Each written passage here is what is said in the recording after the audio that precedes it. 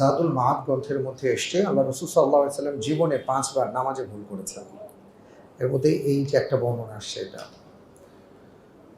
এটা আসলে উম্মার জন্য কল্যাণকর বলেই এটা হয়েছে।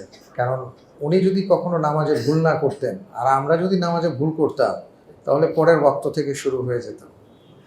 তো যাই হোক, যেটা বলতে চাচ্ছিলাম যে রাসূল সাল্লাল্লাহু আলাইহি ওয়াসাল্লাম তিনি সাহু সিজদা কিভাবে দিয়েছেন বর্ণনাটা এখানে আসছে যে তিনি শেষ বৈঠকে আত্তাহিয়াতু পড়েছেন, দুরূদ শরীফ পড়েছেন, মাসুরাগুলো পড়েছেন, তারপরে আল্লাহু আকবার বলে দুটো সিজদা দিয়েছেন, তারপরে ডানে বাঁয়ে সালাম ফিরিয়েছেন। এই হাদিস দ্বারা প্রমাণিত। এইভাবে সৌ সিজদা আল্লাহ রাসূল দিয়েছেন। আবার সাহাবায়ে কেরাম থেকে আসার আসছে, বর্ণনা আসছে যে ওনারা আত্তাহিয়াতু পড়ে ডান কাঁধে সালাম ফিরিয়ে তারপরে আবার আত্তাহিয়াতু, দুরূদ শরীফ, মাসুরা পড়ে দুই কাঁধে সালাম ফিরিয়েছেন। এগুলো মাসআলা কিছু আলোচনা আছে, পর্যালোচনা আছে, লম্বা সময়ের ব্যাপার। তো এগুলো সবগুলোই সহিহ। আপনি যেটা আমল করতে চান কোনো সমস্যা নেই, আলহামদুলিল্লাহ।